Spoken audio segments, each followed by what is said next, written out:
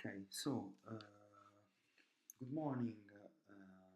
So I hope that everything is okay with your demand management assignment. And please, first of all, don't be scared. And of course, if you have any question, please just address me whenever you want. With this class, it is a very important class, so I want you to pay a lot of attention to this because with this class we are still in the planning module, but we will start deal with something which is related to the to the make aspect of the supply chain, which will be the next module that we will face starting from next week. Because today we're going to talk about some introductory concept on inventory management. This is the agenda, so we just have some introductory basic concept because we never deal with inventory management since now. Then we will make some overview of stock typologies, main cost item associated with carrying inventory, and then some KPIs and measurements to control inventory. Okay, first of all, let's start with the definition. Okay, so as you can see from here, we can say that inventory is all the materials, the components, the semi-finished goods and finished goods which are stored somewhere waiting to be processed. And these materials, components, semi-finished goods and finished goods can be all the company tangible assets, excluding building, excluding equipment, excluding machinery, excluding plant and transportation vehicles. So all, let's say, the fixed assets of the company. According to this, I would like to make a distinction between what is inventory and what is called instead stock. Inventory refers to the physical quantity of materials, components, and finished goods which are stored by the company in the supply chain. So the physical quantity, the physical units. While instead the stock is the monetary value of materials. So each unit has a cost or a value associated. If we multiply quantity per value, we obtain the value of stock. So the monetary value of materials, components, semi-finished goods, and finished products. Why I'm telling you this? For giving you the definition, but also because I often use and often supply chain people use this in a complementary way, which is correct. Just keep in mind that there is a distinction between inventory, which is physical unit, and stock, which is monetary value. But in practice, what is inventory management? Essentially, inventory management has two main objectives. The first objective is to define how much, when, and where you have to hold inventories all over the supply chain, so in the production logistic channel. Then, of course, in order to make this in practice, you need to identify the inventory management technique which is suitable for your supply chain, which meaning defining the parameters of the inventory management decision-making process for each item which is relevant for your supply chain in each node of the distribution network. In order to do that, of course, you need to have some input, like of course the demand plan, so the demand management detailed per item and location. So that's the demand I'm going to face for this type of product, so stock keeping unit per location. And starting from this, I need to understand which is the level of inventory that I need to carry. Then I have to, of course, reason about the service target, so the level of service that I want to offer to the customer. I have to know which are the replenishment time, so if a product or service or goods or so on coming from supplier, which is the replenishment lead time given by suppliers, and if instead is something which is produced internally, which is the lead time given by my production facility. And of course I need to make this suitable within my logistics cost structure. Please keep in mind that the problem is very complex because as you can see from here, stock is everywhere in the supply chain because we have stock in warehouse, so materials waiting to be delivered. Then we have stock which is cumulated while production operation are being executed in assembly line, on job shop, and stuff like this. Then we have stock when materials, goods, services, finished products, semi-finished products are transported in trucks or in planes or in boats. So all this is related to transportation. Then we have also stock when there are activities, internal activities like quality control. So when people control the quality of the product, and this is more technical. We have also stock when we execute some logistic activities apart from picking and handling from warehouse, like for example cross-docking. So cross-docking means receiving goods coming from different locations and from different transportation means, and reassembles this variety to be transported again in a different way. So while we do this, you see that this is a cross-docking warehouse. You see that internally there are a lot of stocks that is stored inside and needs to be processed. But this is actually a level of stock that the company should consider in this decision making process. In practice, inventory management deals with the definition of what we call the replenishment policy, which means defining the level of inventory along the supply chain. So for each node of the supply chain for each node of the supply chain and for each level. So in the supply chain, the nodes are represented by the different step of the supply chain, like supplier, like manufacturer, like distributor, and the level instead are the actor that are present at the same node. So we need to define the overall amount of stock at each node of the supply chain, and also the overall and also detailed stock at each level. Okay, for supplier 1, supplier 2, supplier 3, plant 1, plant 2, warehouse 1, warehouse 2, warehouse 3. So a very complex problem. But why companies and supply chain need to care about inventory management? Because as we can see in some minutes, inventory management can have a double impact on supply chains. On one side,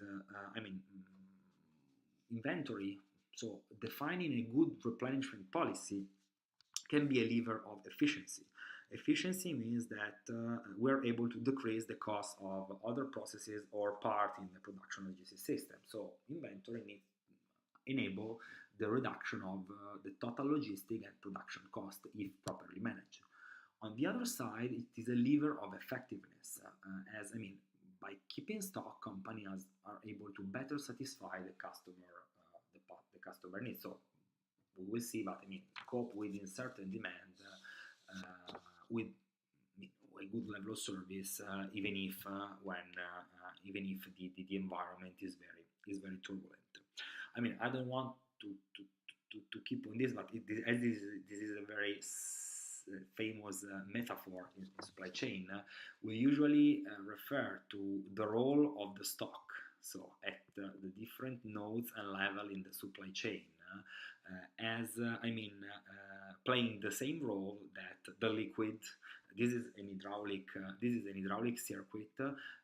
So the hydraulic circuit as a continuous flow is if in each tank the level of liquid, which can be in this case water, is properly set. So if there is the proper level of liquid in each tank, the hydraulic circuit works very well. And you can compare the level of liquid to the level of stock in the supply chain, as the level of stock plays the same role that the level of liquid, that the rules of the level of liquid in an hydraulic circuit plays in this type of environment. But anyway, it's just something that I would like to recall, but it's not essential to have understood this metaphor, but it's very famous. But now let's deep dive in these two aspects. Let's clarify these two aspects related to inventory management. So lever for efficiency and lever for effectiveness. First of all, inventory management is a lever for efficiency because it allows decrease in operational cost. What does it mean? It means that on one side, thanks to inventory, companies are able to, decouple two different production phases or supply chain level, internal or external, making them independent. As you can see here, inventory, this is the inventory, we already see this notation, this is the inventory.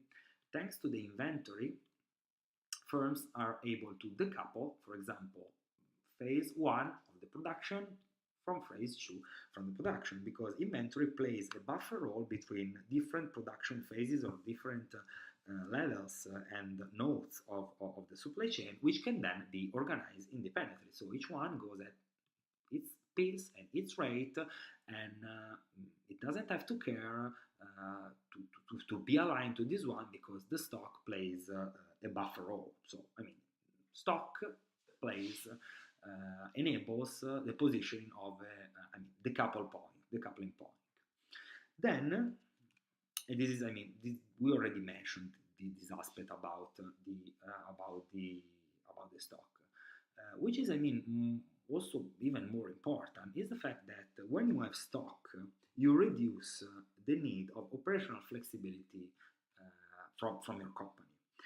Because what happens is what you see here. Market usually give a company an uncertain and unpredictable demand that need, to be satisfied, need to set properly production plan and properly production activities. Of course, if there is nothing between the final demand and my supply chain system, I need to cope with all this demand variability and unpredictability. If instead I put inventory, which also in this case is what we can call a buffer, the presence of inventory enables the possibility to smooth the variability and the uncertainty of this unpredictable demand, making the capacity needed for the production system, in this case, in this example, more leveled. So making production more manageable, because you see, variability is smoothed, and even if this is the real demand, what I perceive as the presence of units already manufactured or already produced or already supplied in stock can cope with some of this variability. Even if the demand is very uncertain, the capacity I need to set to cope with and to follow this type of demand is much less variable than the demand itself. So this is also of course convenient for the management of the production system. So on one side it allows the coupling of different operation activities. On the other, it is able to smooth the variability of an external variable, the demand, and thus reducing the need of operational flexibility, because to follow this crazy demand, I need also very flexible production system, able to change the production rate from 1,000 to 100 to 1 million to 1,000 again, and so on. Thanks to the inventory, a smooth demand, and so production system becomes also more manageable. But let's see this with an example, because we talk about flexible production system, which is the difference between flexible production systems and rigid production system. Here it is. A flexible production system, by investing in more resources, so configuring a more flexible production system, who is able to change his production rate, his productivity, its ability to change material to be processed and stuff like this. It's able to produce, following the demand. As you can see here from this graph, this is the production. Okay, these are the sales, so the demand, and you see that they are aligned. So in each period, I can produce exactly, or I have been able to produce exactly what the market is asking me. So this means that I have invested in flexibility. So my production system is very flexible because I can follow the demand. So higher cost of investment. Instead, I have lower inventory cost because I don't need to have cost of inventory in order to smooth this variability, because I can manage this variability with the flexibility of production system. Instead, let's have a look at what rigid production systems look like. Of course, not being flexible to be efficient, I mean, there's the need to produce at a constant rate. So you see, for example, there is the average value of production for every month, while instead, I mean, the demand has different value. So the rigid production system produces at a constant rate during the year, and I mean, stock are accumulated during low demand period, like here. So I'm producing more than demand, and I'm accumulating inventory. And then when there are peaks and my system is not able to follow these peaks because it has limited limits in, for example, the production capacity, I can use stocks that I have accumulated in the period before in order to satisfy the demand that is not covered by the production of the period. Of course, this system is more efficient to be designed and built because there are no investment in operational flexibility, but of course it's less efficient in terms of inventory because I have more quantity in stock. It means that also higher cost if we think about the fact that inventory can be associated to specific value, so to a specific cost, so higher inventory to cope with the demand and higher the cost. There is no good or bad solution. I can tell you for sure that having rigid system can have also bad consequences, because if you look at this example, which are the cost of low flexibility, you see a perfect example of what a rigidity implies. For in the first case, you see that demand is very different. Okay, you have just 3 peaks of demand in the first 3 months, of the year, so January, February, and March, and then nothing more. Your production system is just able to produce 10 in each period, and instead the demand is 40, so it means that you need to satisfy this demand with the accumulated inventory in the previous year, which, if we transport this in the future, means that even if when you don't experience demand, you need still to produce at this constant rate, because then when January, February, and March will come again here, you can use this stock to cover with this 3 peak of demand. Okay, so constant rate, rigid production system, I'm not able to follow the demand, I accumulate stock to cope with this variability. But let's look at the inventory. The inventory, you see that there is an increase at the start of the year, then the inventory is consumed, but then it starts growing again. So you see that in this case the average level is 45 units, and in terms of quantity and also value is very inefficient, because you see you have a different, totally different profile of the inventory if compared with the need of your demand. And that's what a low flexibility implied, and a rigid production system can induce to supply chain management. So a rigid production system require less investment cost, but then force you to cope with this type of inefficiency, like higher inventory than effectively needed if compared to a more flexible system, a more flexible production system. This is, related to the decrease of operational costs. So using inventory to, try to reach higher efficiency.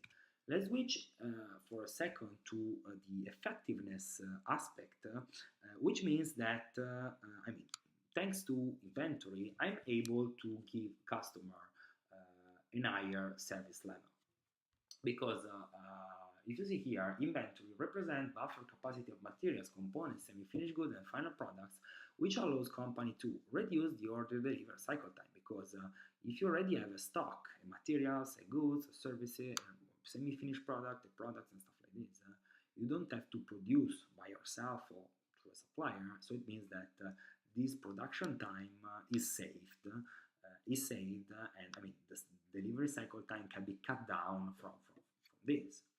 Then you assure continuity of production if, I mean, we are talking about supply inventory, or delivery if we are talking about warehouse inventory, because if you have a product in stock, you are sure that you can deliver it. If you need to produce or supply that, I mean, there can be associated risk that, I mean, cannot make production or supply or distribution continuous during time. And I mean, of course, when you have the higher the stock, the less is the stock out probability. So the probability that a customer is asking for something that you are not able to provide at the specific date and time that it needs to. You have a lot of KPIs, and we will deal with that after, in order to calculate how inventory can impact the customer service level and your effectiveness.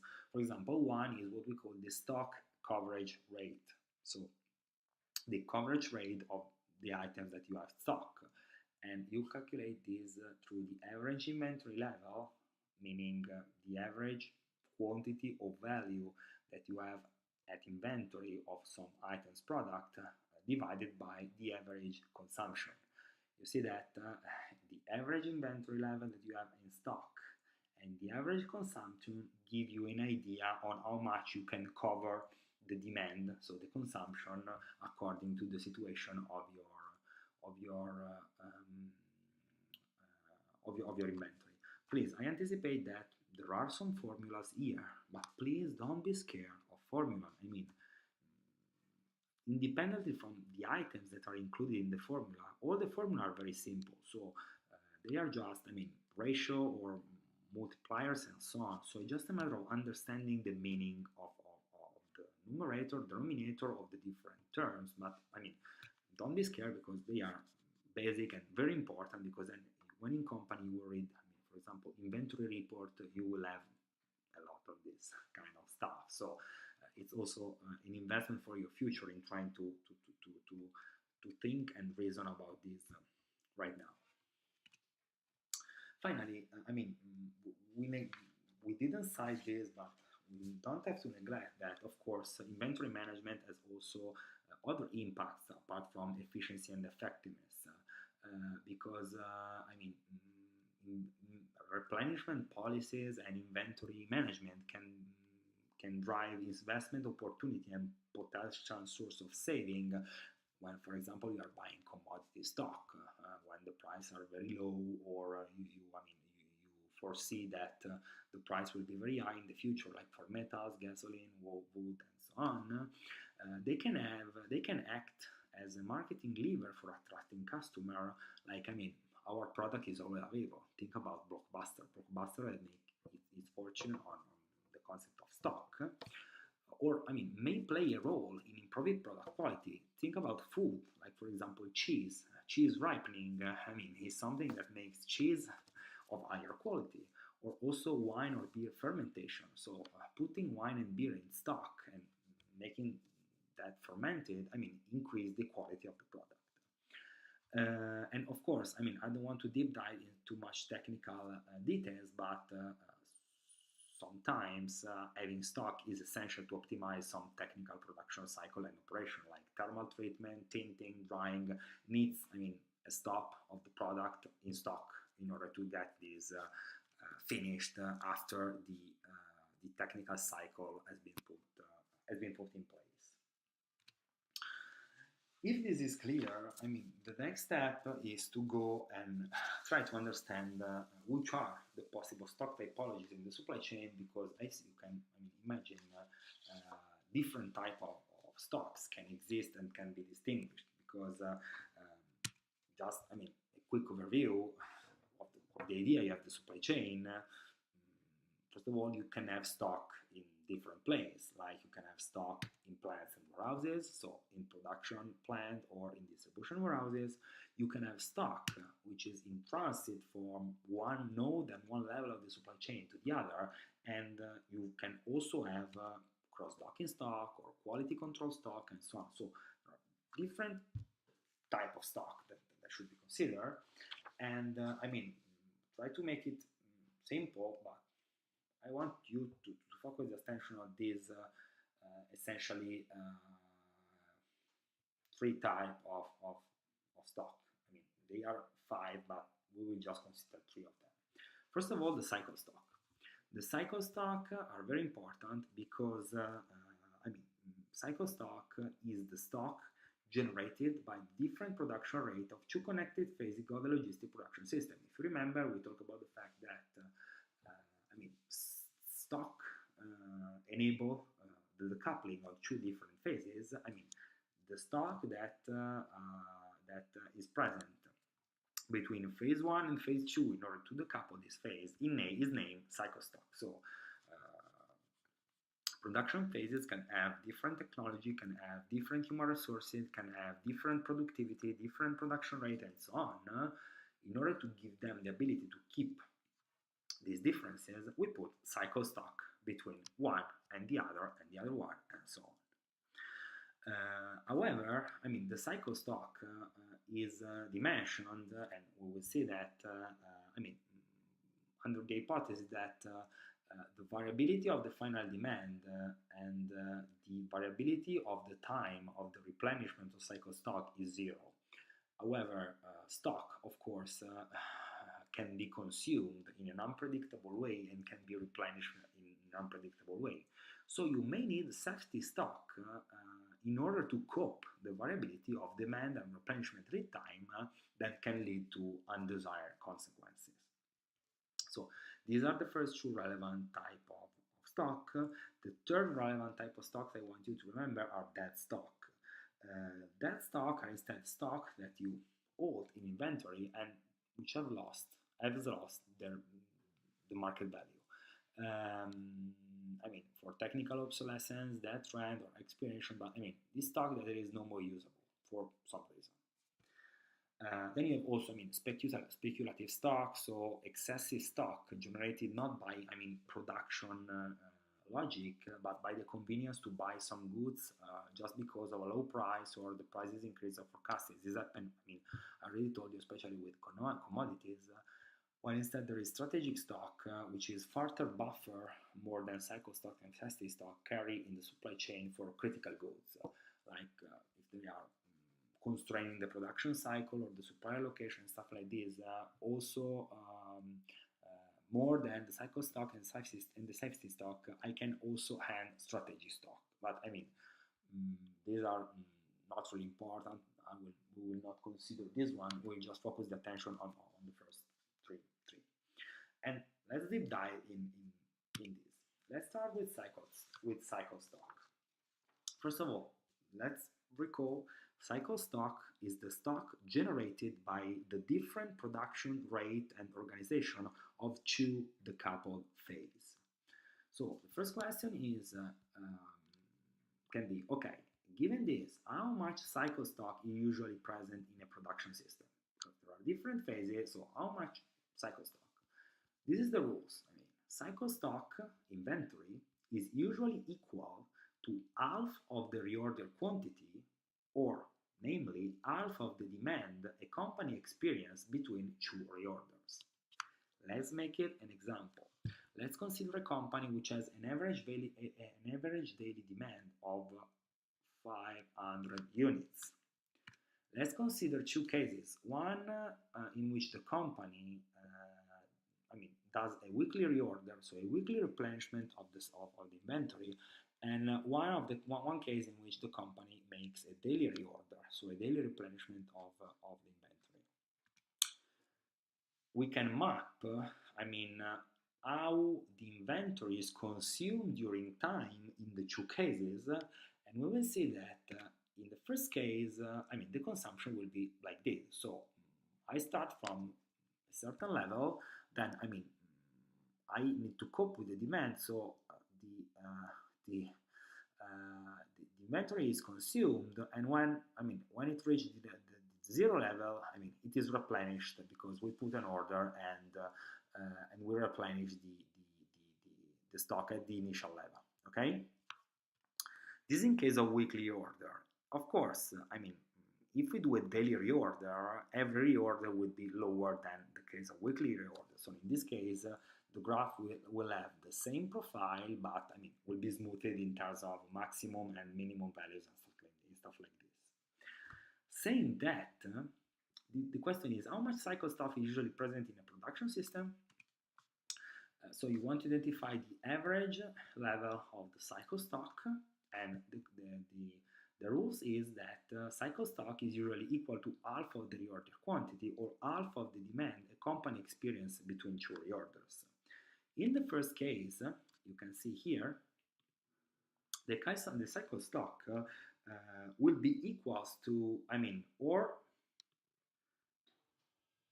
the daily demand, okay, multiplied by 5 days, because I do a weekly reorder, so my inventory should be able to cope with 5 days of demand. So 500 multiplied 5 ratio 2, okay, half of the demand the company experienced between two reorders, okay, 500 multiplied 5 ratio 2, 1250. Here instead, I just have to cope with 1 day, that the replenishment time is 1 day, so 500 multiplied by 1 ratio 2 divided by 2, so 250, which is, the same you have reached if you consider that, the quantity replenished is 2,500 units here and 500 units here, so just dividing this by 2, you will have obtained the average cycle stock. So for the weekly reorder, the reorder takes place on a longer time period, you will have more stock, because in 1 week you need to cope with the demand of 1 week. So you have to have an average stock able to cover with 1 week of demand. So you will have 2,500 units of replenishment, and on average 100 to 1,250 units in stock. Here instead, you just have to cope with the daily demand, so replenishment is 500 units, and average stock is 500 units ratio 2, so 250. Of course, as we already talked about, the inventory consumption, which have been shown previously, assumes that there is no demand variability and no delivery time variability. So in the week that I need to cover with my inventory, I assume that the demand is exactly, 2,500 or 500 days, and when I ask for the replenishment, they say that they are going to replenish my stock 1 day, and this will be 1 day. However, this is not real, so variability in the demand exists, so it's not given that the demand will be 2,500 units per week, and also variability in the lead time exists, so it's not said that the supplier will deliver you products in 1 day, can be 1 day and a half, can be less, can be more, and also it's valid if it's not supplier, it is the internal production system. So it means that you may have to face more variability, and if you understand the rules, more variability means higher inventory, so higher inventory to cope with this risk. And in this case, what we call safety stock arise. Let's see an example. Here, you see that in the first case, when you reach the reorder level, so here, okay, you just put the order, okay, and then being in a situation when the delivery time is fixed and the demand is constant, you will be sure that after 7 periods you will receive the goods, and the materials you hold in inventory will be enough to cope the demand. So here you reach the reorder point. So reorder point is, we will see in detail, is a level of the inventory when you say, okay, it's time to reorder. It is in this case, okay? And as you are sure that your delivery time is 1, 2, 3, 4, 5, 6, 7, and here, you will be sure that after 7 period you will receive the goods, okay? Because there is no variability.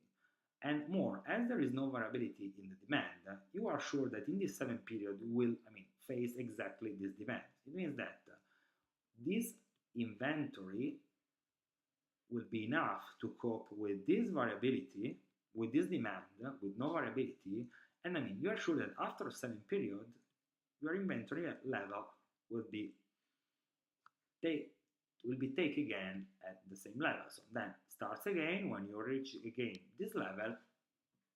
I mean, this will the same process will be repeated. Instead, here, I mean, you can see that when you reach the reorder level here, you will put an order to replenish the warehouse. And I mean, in this case, as you are considered variable lead time and variable demand, I mean, you can just hope that the goods will arrive on the desired time and the demand will be around the expected value, which means that, I mean, they will be positioned on the average, in the average point of the distribution curve or lead time and demand. But I mean, this isn't true, because there are as many possibilities that demand can be lower, that the demand can be higher, or that the lead time will be lower, or the lead time will be higher. In all these cases, I mean, you need to fix, because inventory, especially when this is higher than expected and this is higher than expected, I mean, this inventory is no more able to allow you to cover the final demand. That's why, as you can see here, the level of the stock is not the one you see here, but this is something more. You have a buffer. You have a further buffer, which are the safety stock that you see allow you to cope with variability in the demand. So the case in which the demand is higher, and the case in which the variable lead time is higher than planned. So you have safety stock that help you to cover with this type of variability, and which of course need to be replenished once they are consumed. So I hope that the concept of the safety stock is clear, and we will review this again also in inventory management models. Let's go to dead stock, which is the third type of stock, and which is stock which has lost its value during time. Can be old models of product, can be damaged or rejected articles, can be expired articles, or can be articles refused by the final market. Think about the first Apple computer that was put down the market after 1 month, and that was launched in the 80s. I mean, this is that stock. You have a lot of product that cannot be sold anymore in the market. I mean, if you try to map the value and the time, and how to see how can the value of the product decrease during time, we can have two options. The case in which the product is gradually, I mean, being put out of the market. So this is the out of the market trend. So the stock constant lose its value during time, and this is the case in case of old models or article, I mean, refused by the final market and stuff like this. While instead there is a more rough trend like this, which happens usually when there is a discontinuity in technology or in material, something like that. So when, for example, technical obsolescence is experienced, and I mean, you have a good level of value, but which, I mean, collapse immediately due to exogenous event like the launch of a new technology. Think about Polaroid and the cameras, when, I mean, the digital the digital camera were entering the market. Like this, value lost immediately. But I mean, it's just the concept of that stock, which is stock that you hold that is no more useful for serving the market or the internal customer. Then just a quick deep dive, because then we won't see this anymore, on the concept of transit stock, because you tend to imagine the stock is just what you have in your stored in your warehouses and plant, but this is not like this. I mean, there is also stock which is in transit and which is traveling, and it is the stock which is present in transportation activities, and it also needs to be planned, like trucks, flights, and stuff like this. I mean, on average, which is the average transit stock of a company. And as you can see here, the value is proportional to the average product flow and the average transportation lead time. Is much simpler than it looks, because F is the average flow, like units, like value. You can decide between the origin and the destination point. Like for example, from Chicago to San Francisco, you usually transport 40 pallet of units, multiplied by the average transportation in time. So you transport 40 pallets of unit per week, every week, for a transportation lead time of 2 weeks. So you multiply this value and you obtain the average transit stock. I have some example in order to make this more clear. Look at here, they are all the same. So I just go through the first one. We have, for example, the first one is transportation of mobile phone. So 1,500 euros per kilogram. Road deposit Milan, Rome, so 600 kilometers. Duration is 8 hours, and it happens as frequency every 5 days. They usually transport 30 pallets, and the value transported is 10 million. Then you have also other example like Paper Reels, Helsinki, Milan, and so on. Calculation is the same, which is the value of transit stock is 2 million, because F, which I remember is the average flow between origin and destination point, while LT is the average transportation lead time. In this case, F is 10 millions, you see, value transported 10 millions every 5 days. So in the example before, I say, if I'm not wrong, 40 pallets every week. Here is 10 millions every 5 days, okay, with the average lead time of 1 day. Okay, so every 5 days I transport 10 million euros for an average lead time of 1 day. Okay, so the transit stock will be, if you make just the multiplication, is 10 millions every 5 days, meaning 2 million a day. Okay, 2 million of euro a day multiplied by 1 day, which gives you 2 million euro. Okay, these examples are the same, and you can see that for this guy, the case transportation stock, transit stock is 0.4 million euro, because 1.2 million transported every 6 weeks. Okay, so 1.2 million ratio 6. Okay, multiplied by 2, so 0.2 million multiplied by 2 weeks is 0.5 million euro, and so on. Very easy. Okay. Okay, if it is clear, I will allow to make your sympathetic with the fact that company are also struggling in inventory management, because inventory management means implies company cost. Implies company cost because when we deal with inventory management, we have 2 types of costs that need to be considered.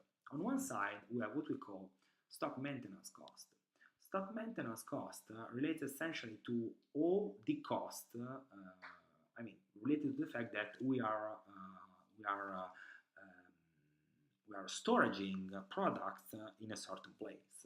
So we have storage cost, like related to space, insurance, handling, picking, financial costs related to the fact that we are tying up some capital, and possible depreciation and obsolescence cost related to the fact that we are putting materials there, and we don't know what happens. Then we have also process cost. To put inventory in physical spaces, we need to make some process, like putting production order, purchase order, talk with supplier, talk with production people, and stuff like this. And process, of course, cost to the company. So let's see how to calculate, or how to be familiar with this type of cost.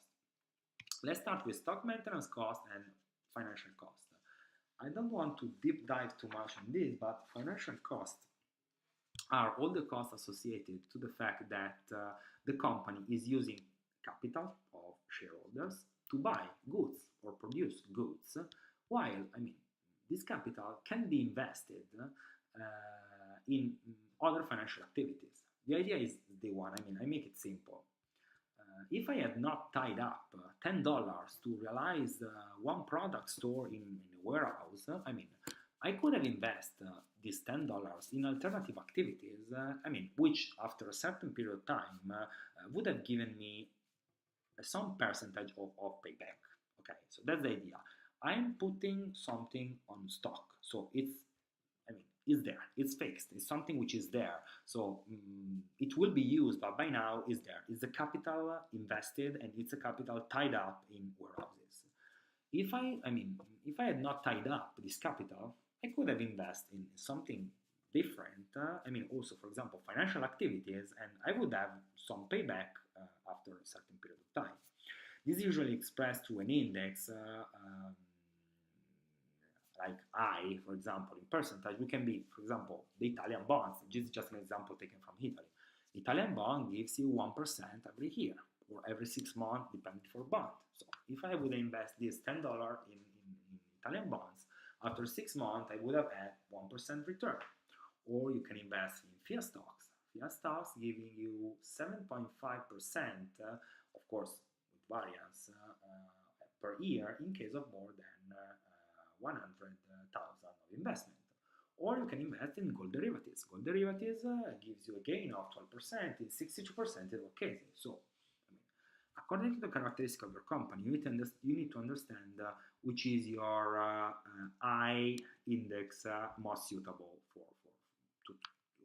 for which you should evaluate the financial cost associated to stock. Let's go to storage cost instead. Storage costs are costs related to, I mean, occupancy of space in plant and warehouses, like renting, space conditioning, space heating, space lighting, and stuff like this. They are costs related to having goods insured, like theft, fire, and stuff like this, and costs related to handling and taking goods and product. A really easy example. Let's consider this washing machine. You see there are 4 washing machines stored in a plant, in a warehouse. Okay. Let's imagine that we have this data. So you have here, you have the renting and service cost are $809,000 per year for renting and service cost. So healing, so conditioning, so lighting, and okay, stuff like this. The space in the warehouse is 3,240 square meters. The renting cost per square meter is 250 euro per square meter, okay? And the space occupied, if you can see here, is 1.4 meter multiplied by 1.6 meter, okay? This is the dimension, so 1.4 plus 0.8 plus 0.8, and give you 2.24 square meter, but these are 4 units, okay? So if I want to know the cost of the single unit, I should multiply the 2.24 square meter for the cost for square meter, so these two variables, but then dividing by 4 units, because I just want the unitary cost. And I will see that each washing machine will cost to the company, a storage cost of $140 per unit, easily coming out from this calculation. Then, also in this case, I don't want to push too much on that, but financial cost, then we have storage cost, and we also have to take in consideration the depreciation and obsolescence cost. How we can calculate the depreciation and obsolescence cost? I have items on stock, okay? That's the idea. Okay, I repeat, don't be scared by formula because they are very simple. Okay, obsolescence cost is calculated as every year. A depreciation can happen. So I calculate my depreciation value $2 per unit. Okay, And I mean, how much units are affected by this depreciation? So I just calculate the depreciated value for the number of quantity that have been depreciated. Okay, so value lost by product and number of units losing value. Once I have this one, could be, I mean, I have the total obsolescence cost. I can also, I mean, calculate the percentage of the average percentage of obsolescence, which is this value. So I have 100, $1,000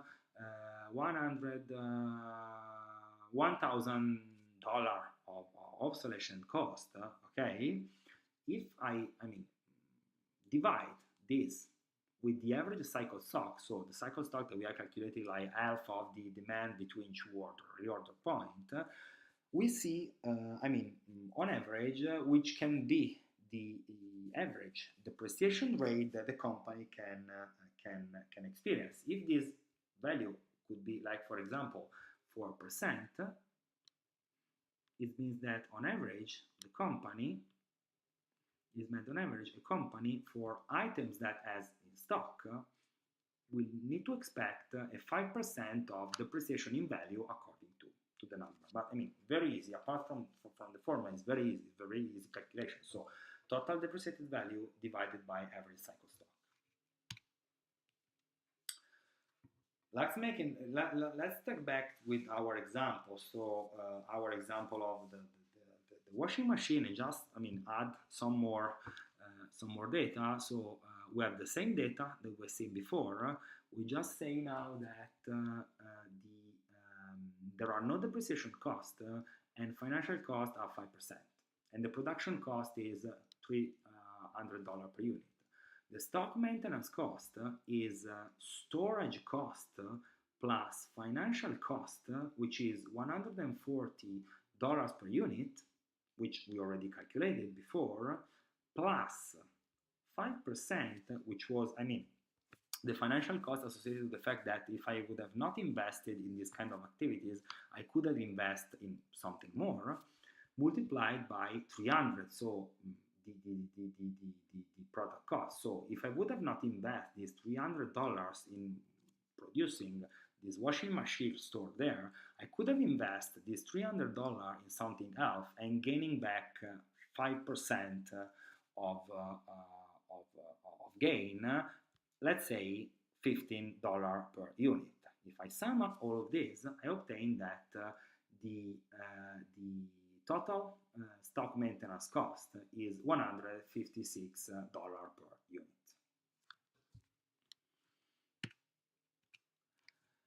Finally, we have reorder cost. Reorder cost, instead, we already said that are all the costs related to issuing orders to supplier or internal production to replenish inventory.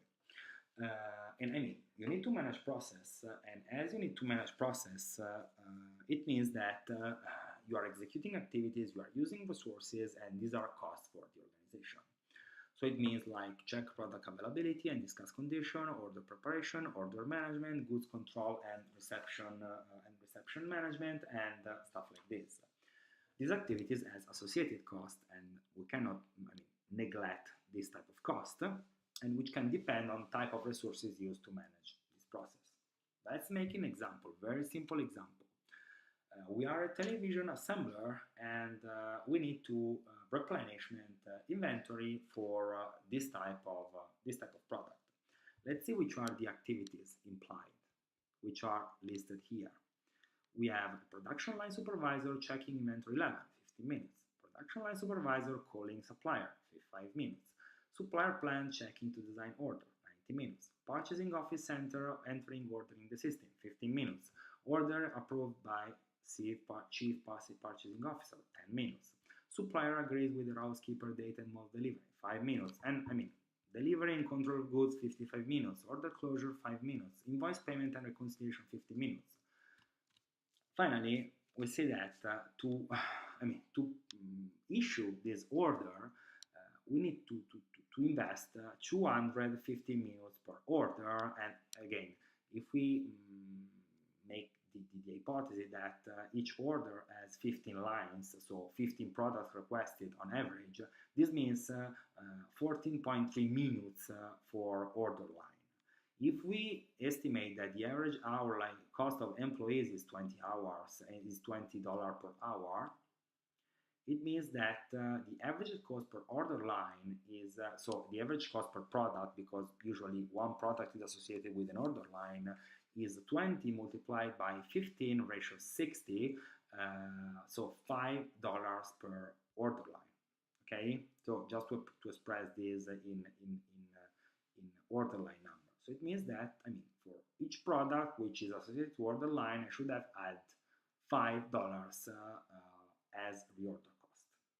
Very simple. You need just to have to understand which is the effort in terms of process that is needed to manage inventory for this product. I mean, please consider that we are dealing with cost, but I mean, in carrying inventory means carrying cost, but also not carrying inventory means potential cost, because we can experience what we call stock out cost. Stock out costs are all the costs associated to the fact that you are not able to deliver product to the customer. Okay, so stock out cost, you are not able to satisfy customer demand. And I mean, you cannot, you have no inventory, so you have no inventory cost. You can neglect the fact that you are not able to satisfy customer demand. And usually, stock out costs are evaluated by considering the margin lost because of the poor level of service. Basically, the stock out cost equals to the difference between the price of the product not sold, so the loss of revenue, but also you should consider that as you don't have a revenue, you don't have the associated costs. So the stock out cost is the difference between the price you have not received from the sales minus the cost that you have not incurred by not producing this product because you don't have it in inventory or you don't have material and stuff like this. Next time we'll finish this part by looking at some KPI for inventory control, and we will finish the planning module by looking at some key performance indicators or performance measurement system to measure supply chain activities, so efficiency